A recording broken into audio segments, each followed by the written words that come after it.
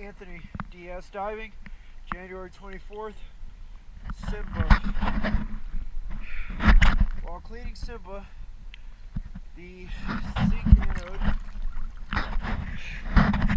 broke off. It's completely deteriorated, just fell apart. I'm going to replace it while I'm here. I'm showing that it's a 1 inch. I'm going to show you how clean the boat is now.